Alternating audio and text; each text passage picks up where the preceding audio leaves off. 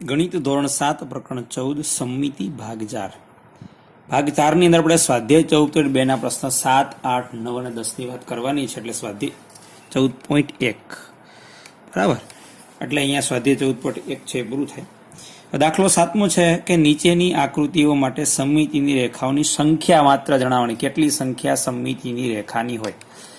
અહીંયા આખો પ્રશ્ન આપણે છઠ્ઠા ધોરણની અંદર શીખી ગયા છે. માત્ર પુનરાવર્તન છે, પણ હવે આપણને છઠ્ઠા ધોરણનું યાદ ન હોય એટલે મેં એ બધી આકૃતિઓ દોરી છે. કયો આકાર કેવો હોય એને આધારે આપણે જવાબ આપી શકીએ. તો આપણે સમબાજુ ત્રિકોણ હોય તો એની અંદર કેટલી સમમિતિની રેખા હોય એ આપણે કહેવાની છે. તો સૌપ્રથમ આપણે એ યાદ કરી લઈએ કે નિયમિત આકારમાં જેટલી બાજુઓ હોય એટલી સમમિતિની રેખા હોય. 3 બાજુવાળો નિયમિત આકાર એટલે સમબાજુ ત્રિકોણ. સમબાજુ ત્રિકોણ એટલે કે જેની બધી બાજુની લંબાઈ સરખી છે એને સમબાજુ ત્રિકોણ કહેવાય. સમબાજુ ચતુષ્કોણ એટલે કે જેની ચારે બાજુની લંબાઈ સરખી છે. નિયમિત ચતુષ્કોણ એટલે ચોરસ, કે જેમાં આમ તો નિયમિત આકૃતિ કેને કહેવાય તો કે જેના બધી જ બાજુ અને બધા જ ખૂણા સરખા હોય એને નિયમિત આકૃતિ કહેવાય. 3 બાજુ વાળો 3 ખૂણા વાળો નિયમિત આકાર એટલે સમબાજુ ત્રિકોણ. 4 બાજુ અને 4 ખૂણા વાળો નિયમિત આકાર એટલે ચોરસ.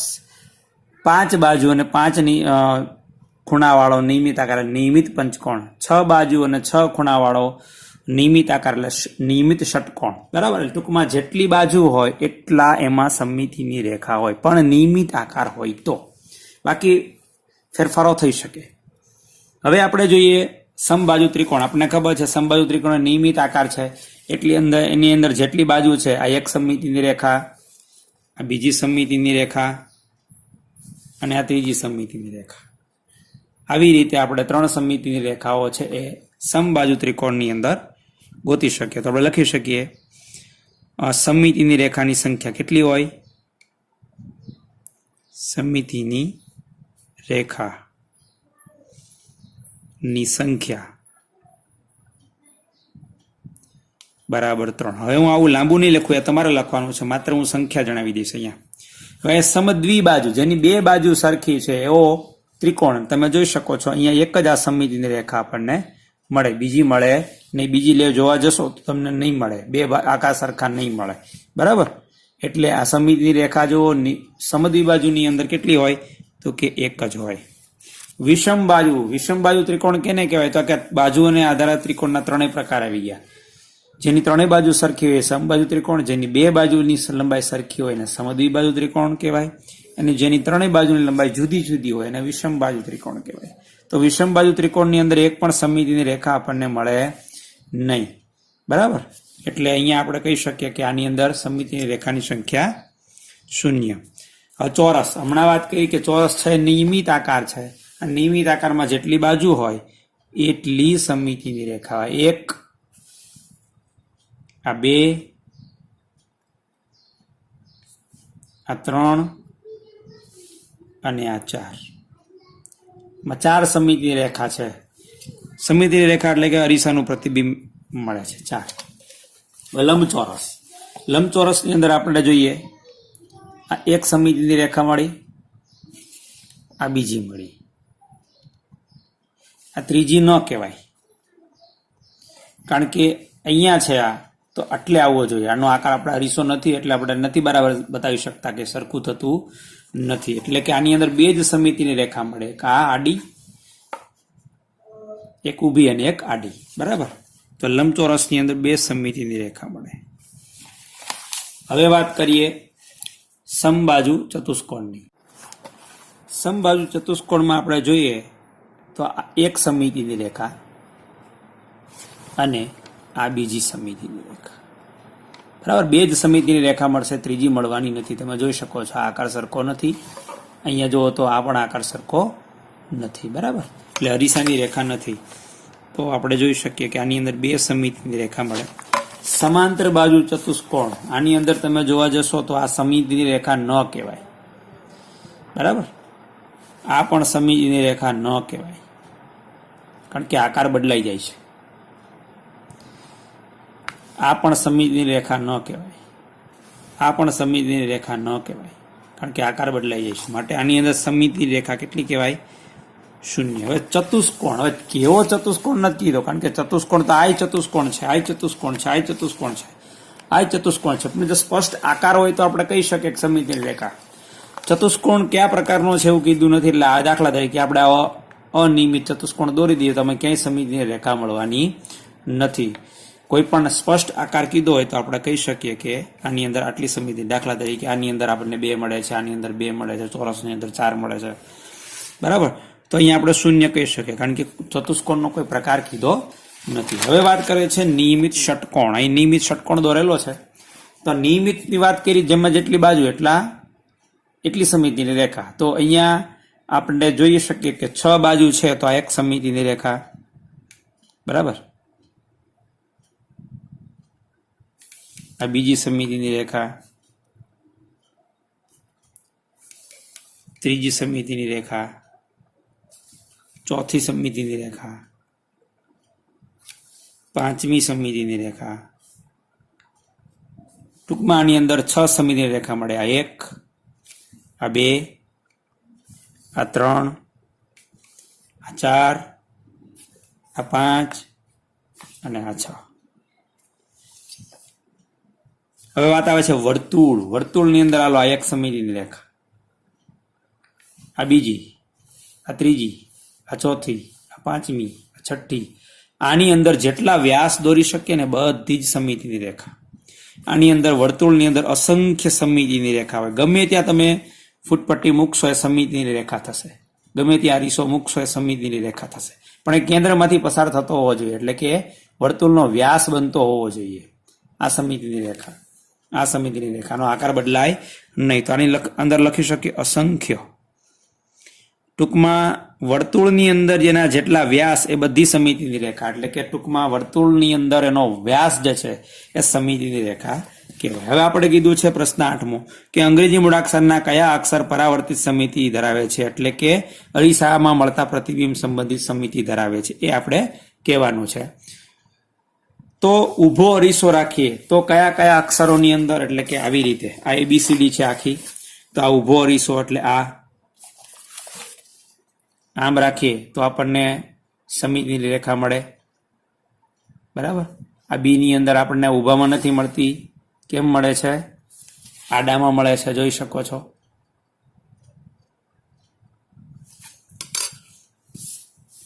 ટૂંકમાં આવી રીતે આ રેખા, આ જે લીટી છે એ જ સમમિતિની રેખા. આ સી ની અંદર પણ આડી રેખા એ સમમિતિની રેખા. આ ડી ની અંદર પણ આડી રેખા એ સમમિતિની રેખા. આ ઈ છે એ પણ આડી સમમિતિની રેખા. એફ ની અંદર ન મળે, જી ની અંદર ઊભી ન મળે, આડી ન મળે.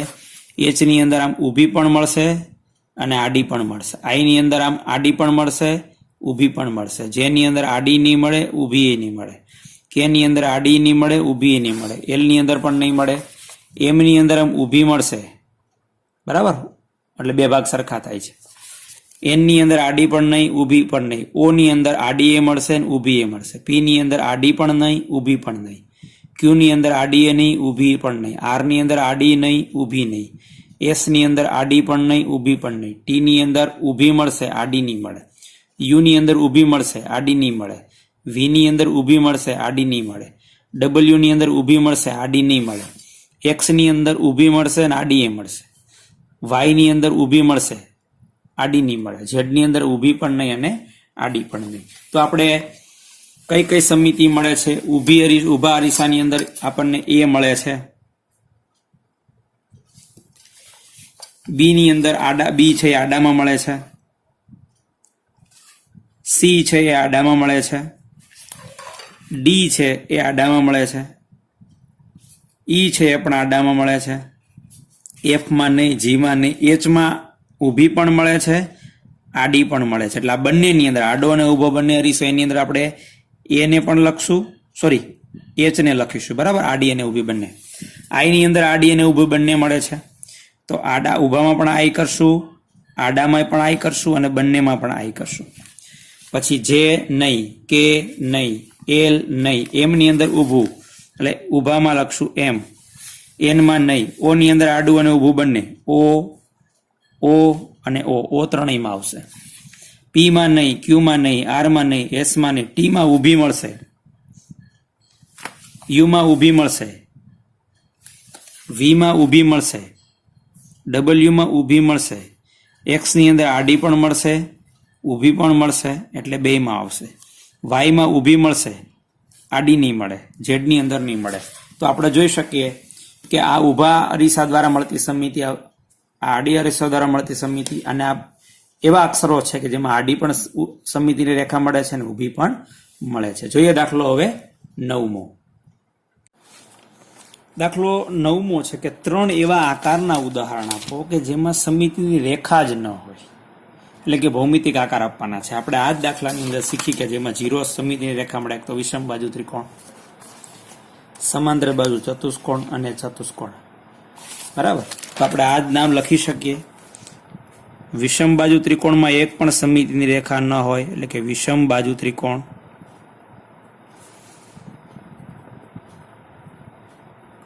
બીજું સમાંતર બાજુ ચતુષ્કોણ.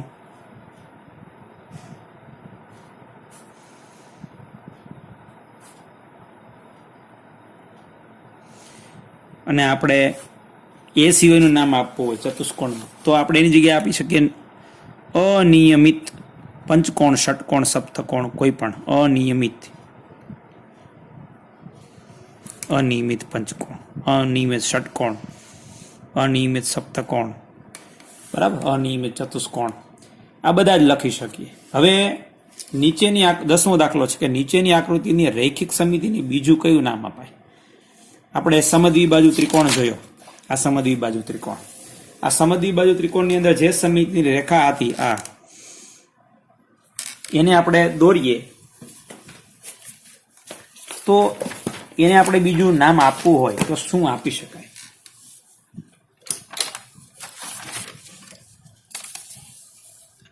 આ સમિતિની રેખા છે અને બીજું નામ આપવું હોય તો શું આપી શકાય? તો કે અહીંથી નીકળે છે ને અહીંયા મધ્ય બિંદુને છેદે છે. હવે આપણે અગાઉ શીખી ગયા એ મુજબ શિરોબિંદુમાંથી નીકળતું અને સામેના મધ્ય બિંદુને જોડતી એક રેખાખંડ મળે ત્રિકોણની અંદર, એને મધ્યગા કહેવાય. મધ્યગા.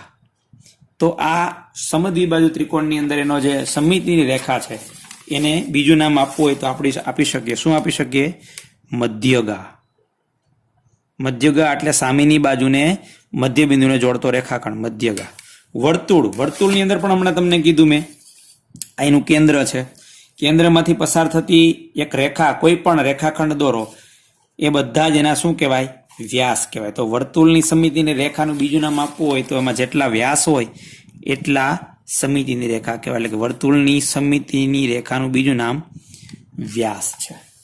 બરાબર. તો અહીંયા આપણું જે સ્વાધ્યાય 14.1, અહીંયા આકારો દોરવા એ જરૂરી નથી, કારણ કે આકારો તો મેં સમજવા માટે દોરેલા છે. તમારે આ આકારો કદાચ દોરવાની અંદર વાંધો ન આવે, કદાચ સમબાજુ ચતુષ્કોણ બનાવવામાં તકલીફ પડે, નિયમિત ષટકોણ બનાવવામાં તકલીફ પડે, બાકીના આકારો કદાચ તમે ફૂટપટ્ટીની મદદથી બનાવી શકો છો. એટલે આ આકારો દોરવા જરૂરી નથી, પણ સમિતિની રેખા કેટલી હોય એ આકૃતિ આપણને સ્પષ્ટ મગજની અંદર દેખાવી જોઈએ, તો પણ આપણે લખી શકીએ. હવે આપણે જે નવો મુદ્દો શીખવાનો છે આવતા ભાગની અંદર એ છે પરાવર્તિત, એટલે કે રોટેટ, પરિભ્રમણીય સમિતિ. બરાબર. એ પછીની વાત છે.